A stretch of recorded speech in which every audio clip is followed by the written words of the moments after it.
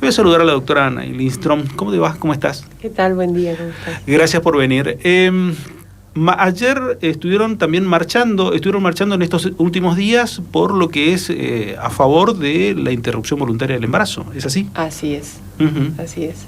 Se hizo una jornada en la Costanera, en Costanera Sí. Sur, el día 4, para pedir la aprobación de la ley. Era una jornada que estaba coordinada con la campaña nacional por el derecho al aborto legal, y bueno, en Corrientes tuvimos la precaución de hacer justamente en ese lugar, porque es un lugar abierto que permite el distanciamiento, que permite la posibilidad de que muchas personas puedan estar sin necesidad de poner en riesgo, digamos, la salud de nadie.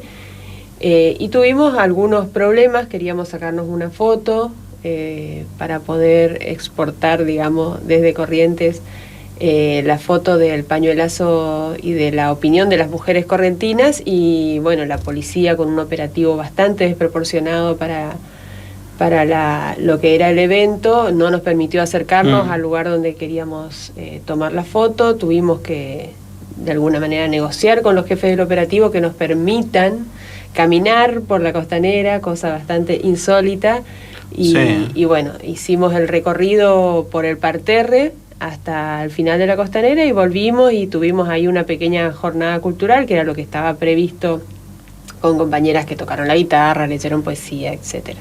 Fue una linda jornada, pero nos queda siempre ese gustito amargo de que cuando las mujeres salimos por cosas de que a algunos poderosos les molestan, no nos permiten circular, no nos permiten. Es más, nos decían circulen, no pueden estar paradas, y nos remontó a épocas bastante nefastas en nuestro país, donde tampoco se permitía a las mujeres acercarse a las plazas. Te hago una consulta. Del año pasado a este año, ¿han observado algún tipo de evolución, o de mayor acompañamiento ustedes por parte del colectivo?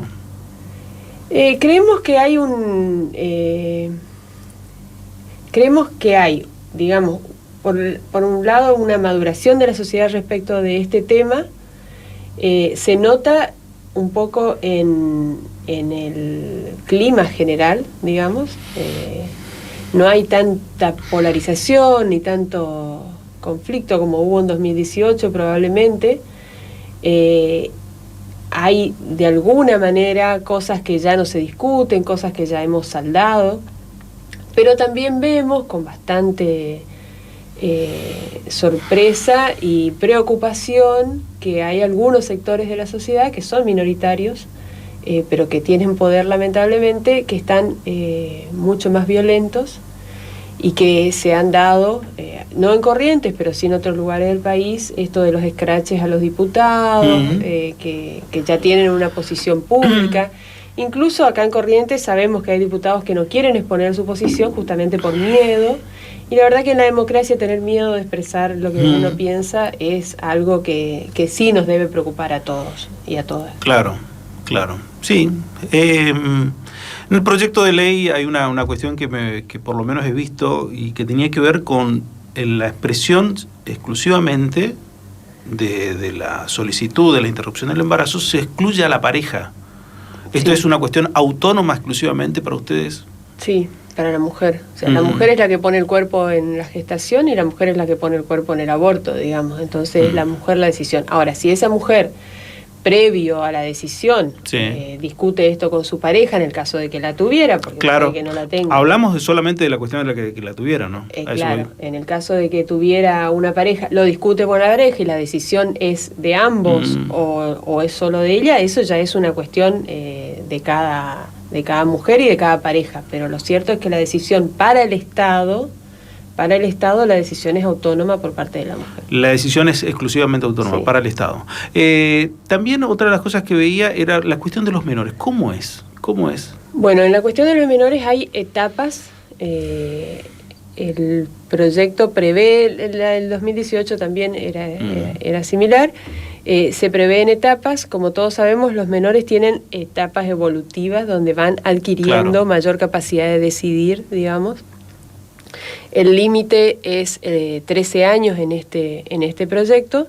hasta los 13 años, las menores en este caso, deben contar con el apoyo, el acompañamiento y la autorización de un mayor que esté a cargo, que pueden ser los padres, pero también sabemos que muchas veces pasa, y lamentablemente es bastante común, que los abusos hacia menores se den en el círculo intrafamiliar. Se da en la cuestión intrafamiliar. La mayoría de los casos, desgraciadamente, es así. Es así. Entonces, también se acepta que pudiera ser otra persona que se haga responsable de esa menor la que autorice. Pero sí, las menores de 13 años necesitan una autorización.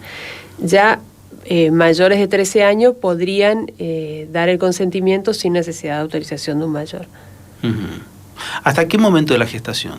Hasta las 14 semanas es lo que prevé el proyecto. Ajá. Y ahí viene quizás la gran discusión, ¿a partir de cuándo es persona o no persona? En realidad, persona es al momento que nace, digamos, si bien el Código Civil establece que hay vida desde la concepción, pero eso no significa que sea una persona que tiene los mismos derechos de una persona ya nacida, ¿no? La persona por nacer tiene derechos limitados, incluso en la legislación, y no de ahora, sino de hace muchos años, desde que existe el Código Civil. Y una de las cuestiones características de estos derechos limitados es que, por ejemplo, puede recibir herencias una persona por nacer, pero si naciere muerta se entiende que eso nunca sucedió. O sea, el feto que nace sin vida, por ejemplo, se entiende como, para la ley, como que nunca hubiera existido. O sea que para ustedes ustedes interpretan como que no es que la ley no trae ningún tipo de impedimento, los tratados internacionales no traen un impedimento para la aprobación legislativa de este proyecto. No hay, al contrario. Al contrario, muchos tratados internacionales que promueven que los estados avancen justamente en garantizar el derecho al aborto seguro para las mujeres en las condiciones que cada país los va tomando. Para la República Argentina, si esta ley se aprueba como está previsto, va a ser hasta las 14 semanas. Y pasadas las 14 semanas se mantiene la penalización, que esa es una discusión bastante compleja, digamos, y no todos estamos de acuerdo en que se mantenga la penalización del aborto después de las 14 semanas, pero lo cierto es que eso es lo que prevé el proyecto. Sí. ¿La penalización existe? ¿Ustedes tienen registros de personas que estén hoy detenidas por este tipo de cuestión? La penalización existe, si bien es cierto que a través de los años se ha ido de alguna manera flexibilizando esa situación.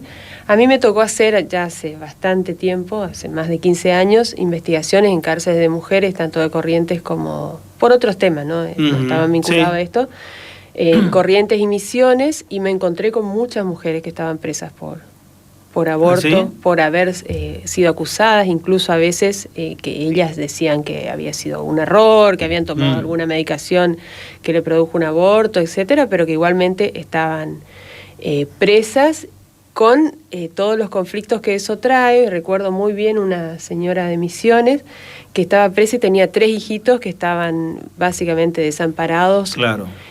Porque ella estaba en esa situación y ella sostenía hasta el último momento que no había...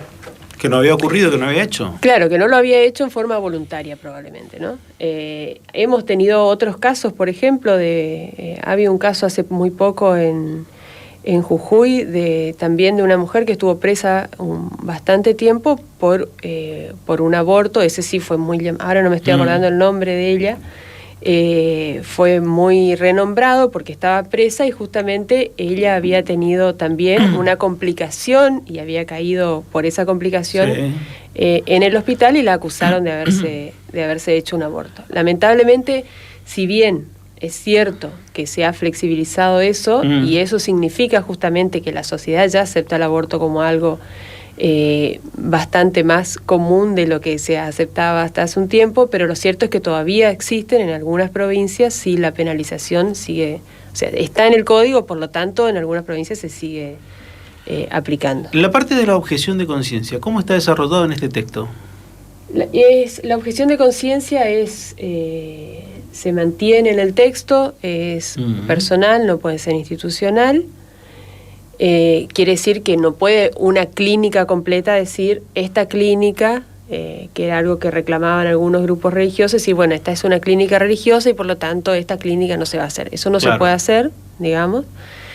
porque además la práctica va a estar incorporada en el plan médico obligatorio de todas las obras sociales, por lo tanto no se puede negar la práctica en ningún centro asistencial, pero sí va a haber un registro de médicos objetores, que tampoco pueden ser todos los médicos de un servicio, ¿no? Tiene que haber médicos que no sean objetores de conciencia para garantizar la práctica en todos los servicios. Está bien, pero lo que me estás diciendo es para una realidad de una ciudad grande. Vamos Sí, acá, situaciones. Vos me dijiste que hiciste una investigación acá en la región. Acá en la región tenemos pueblos que tienen un solo médico. Sí. ¿Y qué pasa si el médico te dice que no? ¿Qué pasa en esa situación? En este proyecto de ley se prevé que la práctica no se puede negar, aun cuando no existieran médicos que puedan realizarla. Lo que quiere decir es que el médico va a tener que garantizar la práctica, o el centro de salud tiene que garantizar la práctica. Traer un médico de otro lado, contratar un médico que funcione en el privado, por ejemplo, en los pueblos. Digamos, la práctica, incluso se establece en penalización para los médicos que no garanticen la práctica cuando es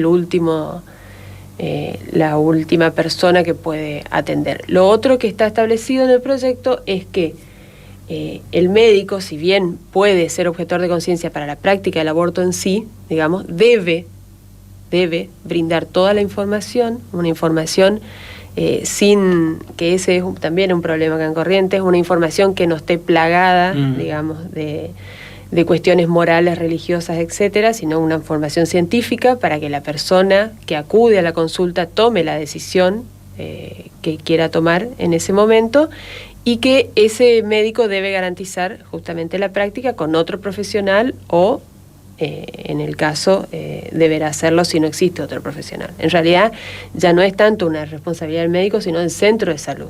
El centro de salud es el que debe garantizar la práctica.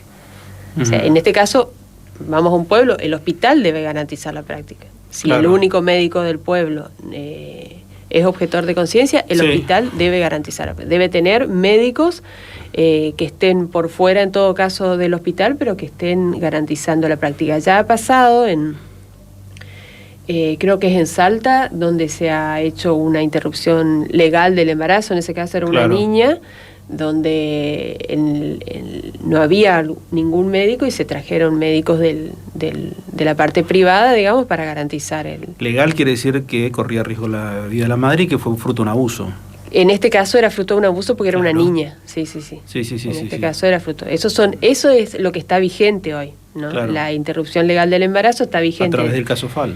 En realidad está vigente en el Código desde el año 1921 y se interpretó a través del caso FAL en 2012, porque ahí siempre había una discusión de si era necesario acudir a la justicia, si era necesario que esté comprobada la violación, cosa que sabemos que es imposible porque ya se terminó el embarazo para el momento que se compruebe la violación, etcétera. La burocracia del Estado te hace correr en unos tiempos que demandan otro tipo de velocidad. Claro, que no hay tiempo para esperar. Exactamente. Entonces, lo que hace el caso FAL es interpretar eso y decir justamente que es innecesario recurrir a la justicia, que no se puede demorar los plazos, cuáles son los casos, ¿no? El caso en los casos de abuso de menores de edad, de abusos, y en los casos en que exista riesgo para la salud de la madre, la progenitora, diríamos. Y además que la interpretación de qué significa riesgo para la salud, que ese era otro tema, se entiende salud en el sentido amplio que entiende la OMS, y por lo tanto abarca no solo la salud física, la mujer no tiene que estar muriendo para que se le haga un aborto, sino que puede ser también una cuestión psicológica, etcétera. Dentro de esto, que es un hecho realmente traumático para la mujer, yo me imagino que debe ser traumático, no importa la edad, el hecho de un aborto. ¿La ley contempla algún tipo de acompañamiento psicológico o de algún tipo de acompañamiento terapéutico para la mujer? Sí, incluso en la ley contempla, porque además las prácticas y esto ya está también en el protocolo FAL, digamos, es que debe haber un equipo interdisciplinario que actúe en estos casos, ¿no? Con psicólogos, asistentes sociales, etcétera, no solo un médico, digamos, una médica, pero además se ha presentado con el proyecto de interrupción legal del embarazo, el proyecto de los 1000 días, que establece también un acompañamiento y consultorías, no en este caso para las mujeres que quieran abortar, sino para las que quieran continuar la gestación y que no tuvieran y que necesitaran de asistencia del Estado, digamos. En estos 1000 días se supone que son los que necesita un niño o niña para desarrollarse y para tener un futuro, digamos, en mejores condiciones, y el Estado hoy implementaría todo un sistema de mejores posibilidades para esos niños y también el acompañamiento a la madre. 3 años sería más o menos. Sí, ¿no? sí, los primeros 3 años de vida de los niños y las niñas. Y también en esa ley se establece el tema de las consejerías y el acompañamiento, etcétera. Porque también, así como vos decís, es traumático, yo te diría, no es traumático el aborto, es traumático un embarazo no deseado. También, sí. Es traumático un embarazo sí deseado, pero que después debe interrumpirse por alguna situación no prevista, digamos. Claro. El aborto en esos casos termina siendo si vos querés, un remedio, una solución, o llamarlo como quieras, ante esas situaciones que sí son traumáticas, pero también muchas veces es traumático llevar la gestación en situaciones que son cotidianas también en provincias como las nuestras, donde la pobreza es extrema, donde no tenés contención familiar. Entonces, así como decimos que las mujeres deben decidir, no decimos que las mujeres deben abortar, las mujeres deben decidir libremente. Eso significa interrumpir el embarazo o continuar con el embarazo. Y en los dos casos el Estado tiene que acompañar esa decisión. La sensación que tengo siempre es cuando se hablan de estas clases de cosas, especialmente de esto, estamos hablando de menores.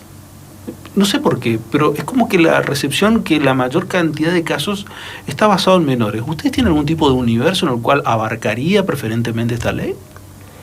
¿La de interrupción legal del embarazo? No tenemos un universo. La verdad que sí debe haber, deben estar las cifras de la gente que llega después de un embarazo. Las cifras que existen oficiales son complicaciones post abortos clandestinos, ¿no? Claro. O abortos inseguros. ¿Y esas cifras de qué hablamos? ¿De menores, de mayores? ¿Cómo es? Sí, hay muchos menores, pero en realidad estamos hablando de mujeres jóvenes, que son las mujeres que están en situación de gestar, digamos, ¿no? Pero no son solo menores, estamos hablando de mujeres de entre 20 y 30 años, que también las cifras son altas. Yo hoy no te puedo dar las cifras porque no las traje, digamos, pero sí las cifras son altas, por lo menos hasta los 30 años, y más también.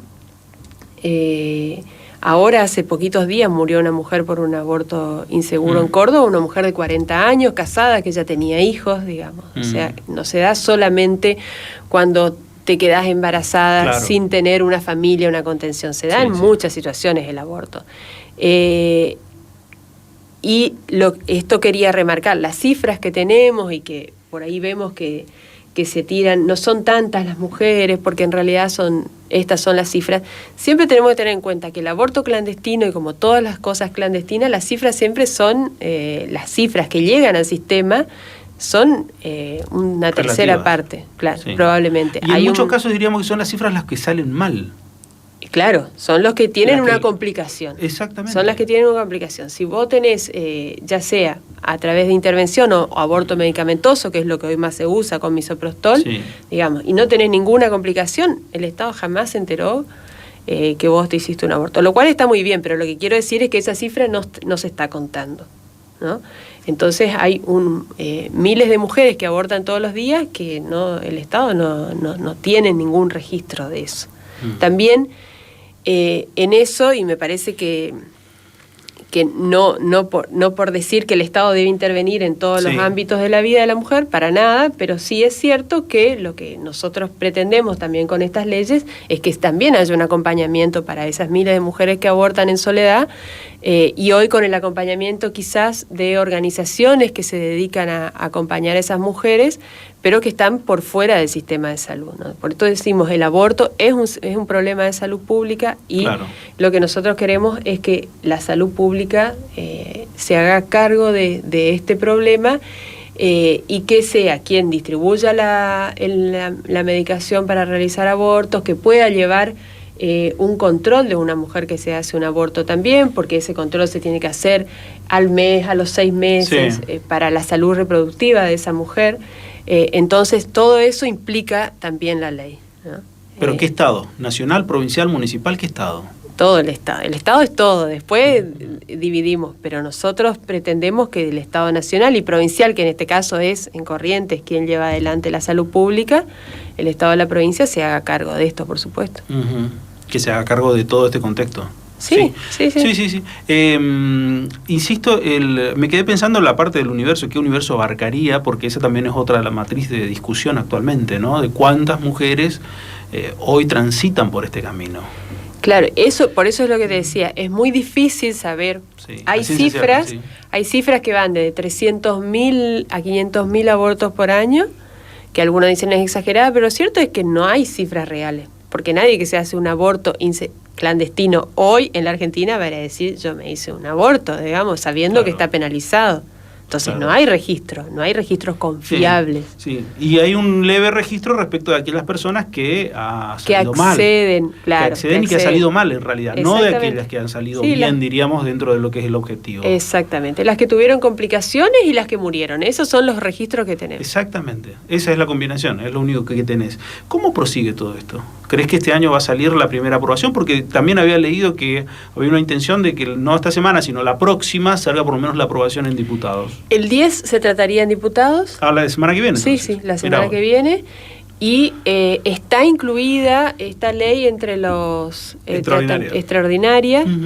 Por lo tanto, tenemos, no sé si va a ser ya este año, porque las extraordinarias creo que se extendieron hasta enero, o ya en enero, pero sí tenemos la confianza y esperamos que se trate en este periodo.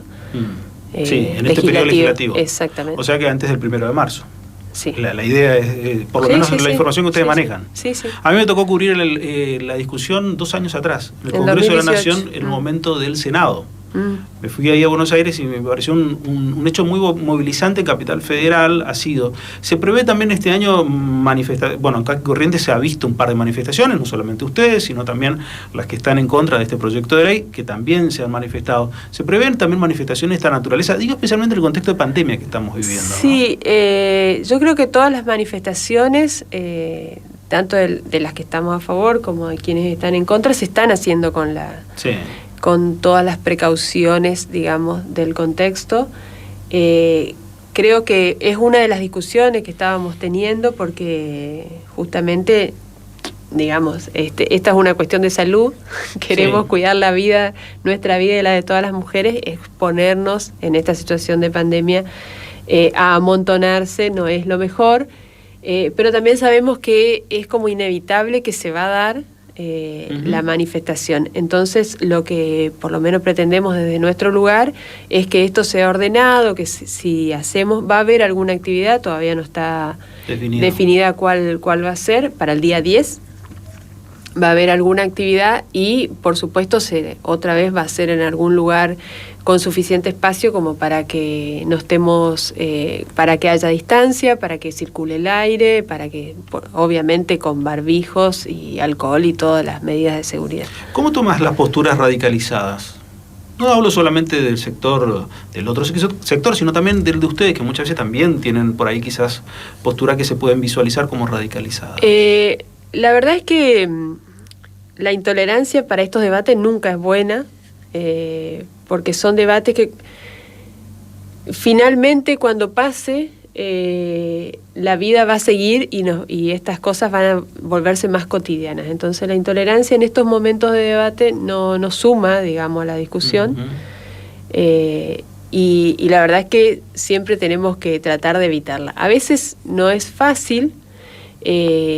Yo creo que en este momento hay lo decía hoy, un fuerte, digamos, suba de la violencia en algunos grupos, sobre todo en los grupos que se definen como pro vida, que nosotros decimos que son pro aborto clandestino, y esa violencia es bastante llamativa porque no colabora, digamos, de ninguna manera con contratar. Ya sabemos que no hay puntos intermedios a veces en algunas cuestiones. Claro. ¿no? Decir, vamos a llegar a un punto intermedio, a veces es No imposible, hay. no existe. En este tema no hay. No hay punto intermedio, pero sí estamos hablando de leyes que son de un Estado laico, digamos. Entonces, lo que una parte de la sociedad opine desde su moral religiosa es absolutamente respetable, pero no puede ser una ley para toda la sociedad, digamos. Entonces, eso es lo que por ahí, o sea, una persona que dice yo estoy en contra del aborto por esto, está muy bien, digamos. O sea,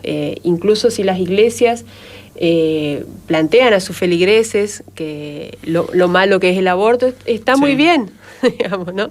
El problema es que eso no es una ley del Estado. Una ley del Estado debe permitir y prever que todas las personas que vivimos en sociedad podemos ser feligreses, digamos, tener una fe religiosa o ninguna, y que en todo caso es una cuestión de conciencia de las mujeres llevar adelante una interrupción del embarazo en una situación determinada. Es una cuestión de conciencia individual, y si son personas que profesan la fe, sabrán lo que tienen que hacer, y si son personas que no profesan ninguna, no tendrían otro problema. Es una cuestión de derecho, no de obligación, diríamos. Exactamente, es una cuestión de derecho poder decidir, y sobre todo de garantizar la salud de las mujeres que se ven sometidas a la clandestinidad hoy en un sinfín de situaciones, porque lo que se dice más normalmente es que la mujer va, tiene relaciones sexuales, no en estos términos tan lindos, digamos, pero tiene relaciones sexuales,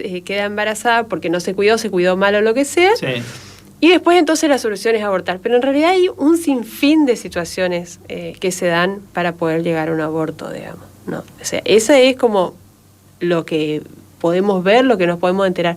Hay mujeres que están cursando enfermedades, mujeres que no pueden mantener más hijos, mujeres que son víctimas de violencia. Digamos, hay un sinfín de situaciones. Y la verdad es que lo que queremos es que el Estado, que no debe juzgar, por supuesto, que es lo que lleva a una mujer a solicitar una interrupción legal, no le corresponde al Estado juzgar, simplemente garantizar que esa práctica se haga en condiciones de salud, para que esa mujer conserve su salud y que en todo caso eventualmente tenga hijos en otro momento si lo determina. Y por último, cuando veo como se denominan pañuelos celestes o pañuelos verdes, veo también siempre mujeres. ¿Crees que es una lucha de mujeres contra mujeres esto? No. No es una lucha, por lo menos nosotros no la vemos así. Sí, por supuesto, es algo que nos afecta a las mujeres mayormente, y por eso es que a las mujeres somos quienes llevamos adelante esta lucha, a favor o en contra, porque el embarazo, la gestación, la decisión y el aborto eventualmente pasa por el cuerpo de las mujeres. A mí me molesta bastante ver a los varones criticar a las mujeres por este tema, porque me parece que están hablando de algo que no entienden y que nunca les va a pasar, digamos. Yo puedo entender un varón que diga, mi pareja estuvo embarazada y decidió interrumpir, es uno en millones, ¿no? Claro. Pero lo cierto es que los varones juzgan esta situación como si supieran lo que significa, y la verdad que no tienen la menor idea.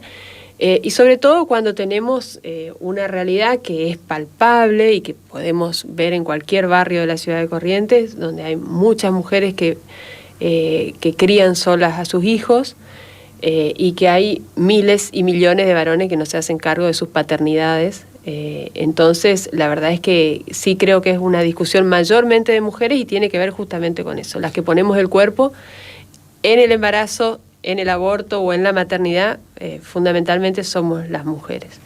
Gracias por venir, Anaí. No, gracias por la invitación. Anaí Lindström, abogada, miembro del colectivo de mujeres organizadas y del colectivo de mujeres peronistas, también del movimiento Mujeres Evita. Así Pausa, es. ya regresamos. Gracias.